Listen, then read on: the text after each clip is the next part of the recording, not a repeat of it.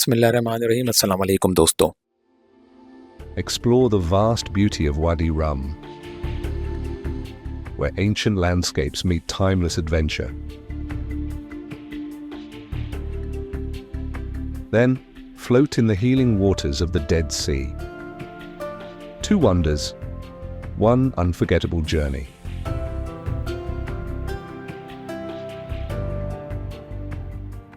दोस्तों, अगर आपको हमारी ये वीडियो पसंद आए तो हमारे चैनल को सब्सक्राइब और वीडियो को लाइक करना ना भूलिएगा।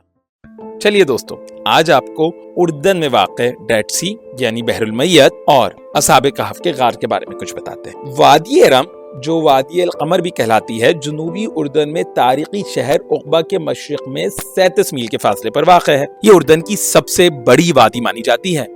वादी रम वादी मूसा से तकरीबन 1 घंटे की मुसाफत पर वाक़ है। इस वादी में टूरिस्ट मुकामी बद्दुओं के हमरा जीप में सवारी करते और घूमते हैं, जो वादी के मुख्तलिफ इलाकों में सयाहों को लेकर जाते हैं। वादी रम जाते हुए इब्तिदा में तो रास्ता काफी हरा भरा और घास वाली पहाड़ियों पर मुश्तमिल था, लेकिन जैसे जैसे वादी रम करीब आती गई, वीरान और खुश्क देवहेकल पहाड़ों का सिलसिला शुरू हो गया। ऊंचे ऊंचे खुश्क और हैबतनाक पहाड़, बिल्कुल ऐसे जैसे गवादर कोस्टल हाईवे पर सफर करते हुए बलूचिस्तान के पहाड़ नजर आते हैं। वादी रम में दाखिल होने के बाद हमारे ड्राइवर ने हमें उस मुकाम तक पहुंचाया जहां से आगे मुकामी बद्दुओं के हमरा जीप के जरिए जाना होता है, जो आपको वादी रम के मुख्तलिफ मुकामात दिखाते हैं। हमारी जीप का सबसे पहला पड़ाव एक बुलंद पहाड़ के नीचे था, जिससे मीठे पानी का एक चश्मा निकलता है। इस चश्मे का पानी यहाँ के बद्दू अपने जानवरों को पिलाने के लिए इस्तेमाल करते हैं। यहाँ पानी के एक पाइप के जरिए पहाड़ से नीचे लाकर पानी एक हौज में छोड़ा जाता है, जिससे ऊंट अपनी प्यास बुझाते नजर आते हैं। यहाँ एक चट्टान पर नब्ती रसूल खत में एक तहरीर लिखी नजर आती है, जो अरबी के कदीम तरीन खत होने के सबब हमारे लिए नाकाबिल फहम थी। नब्ती अरब थे और सैयदना इस्माइल अलैहिस्सलाम के बेटे नबत बिन इस्माइल की औलाद में से थे, लेकिन उनका रस्मुल खत मौजूदा अरबी रस्मुल खत से बहुत ज्यादा मुख्तलिफ था। यहाँ 10 मिनट ठहरने के बाद हम अगले पड़ाव की तरफ रवाना हो गए। वादी रम में हमारा अगला पड़ाव एक रेत के टीले के पास हुआ। यहाँ बद्दुओं ने खैमा लगा रखा है, जहाँ वो कहवे से आपकी मेजबानी करते हैं।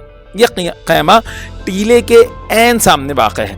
कहवा पीकर हम टीले पर चढ़े। ये चढ़ाई थोड़ी मुश्किल जरूर थी, लेकिन थी पुरलुफ्त। टीले की ऊंचाई से वादी रम का अच्छा मंजर देखने को मिलता है। थोड़ी देर टीले से वादी का नजारा करने के बाद हम अपने तीसरे पड़ाव की तरफ रवाना हुए।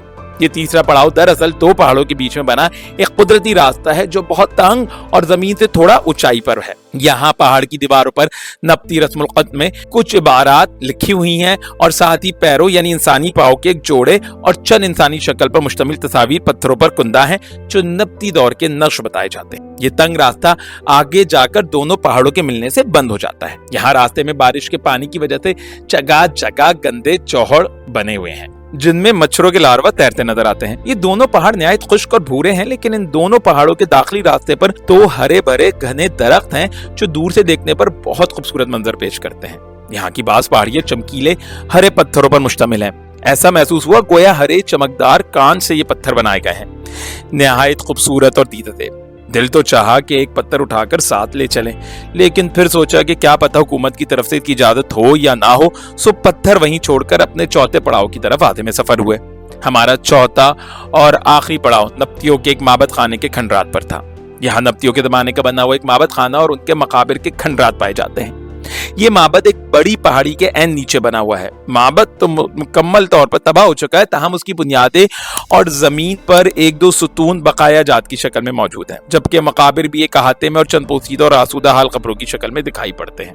वादी रम में बद्दुओं की एक काबिल जिक्र तादाद रहती है, ताहम ये बद्दू खैमों के बजाय पक्के घरों में रहते हैं और ऊँटों के साथ साथ जदीद गाड़ियां भी चलाना खूब जानते हैं।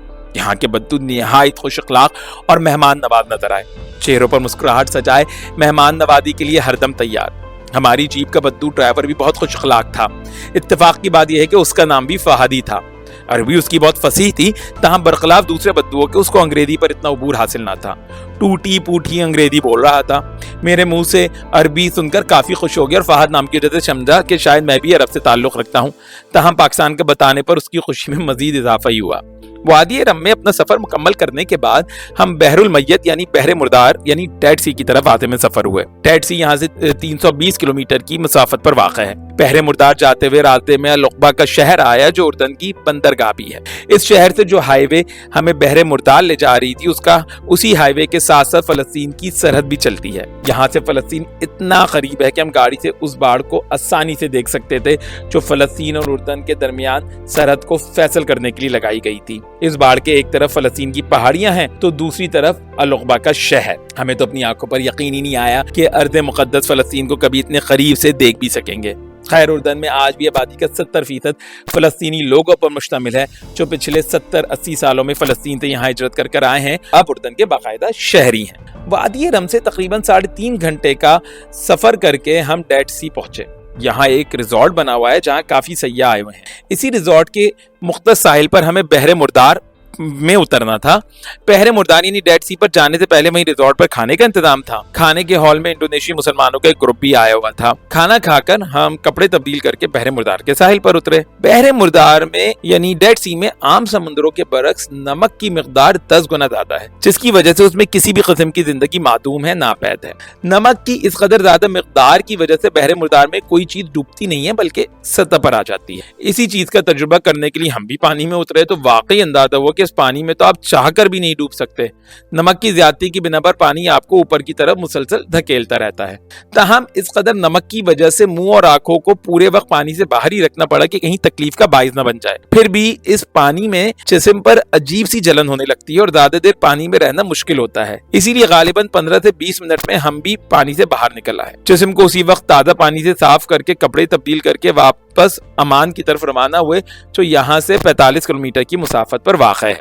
अमान के रास्ते में सड़क के दोनों किनारों पर कीकड़ की तरह कांटेदार झाड़ियां थी। वहां एक दिलचस्प चीज देखने को मिली कि मुकामी लोग थोड़े थोड़े फासले पर इन झाड़ियों के नीचे कुर्सियां लगाकर अपने खानदानों के साथ बैठे थे कि गोया पिकनिक मना रहे हों। पाकिस्तान की तरह यहाँ भी लोग सड़क के किनारे ताजा फलों और सब्जियों के ठेले लगाए नजर आते, जो खासकर तरबूज तो कसरत से लोग बेचते नजर आए। गालिबन यहाँ तरबूज का मौसम शुरू हो गया होगा। छोटे छोटे बच्चे झाड़ियों के नीचे अपने खेतों में उगाए ताजा फल फरोख्त करते देखे जा सकते थे और साथ ही उन्हीं झाड़ियों की डालों पर उन बच्चों ने झूले डाल रखे थे। जब कोई ग्राहक आता तो झूले से फौरन उतरकर एक समझदार व्यापारी की तरह मोलभाव करते और ग्राहक के जाते ही झूलों की लंबी लंबी उड़ान भरती पींगों के जरिए वापस अपने बचपन में लौट जाते। तो खैर दोस्तों, ये था वादी रम का कुछ मुख्तसर तारुफ और साथ में हमने आपको डेड सी की सैर भी कराई। इंशाल्लाह इसी सिलसिले की अपनी अगली एपिसोड में हम आपको असहाबे कहफ के गार की सैर करवाएंगे, जिसके बारे में दावा किया जाता है कि वो भी उर्दन में ही है।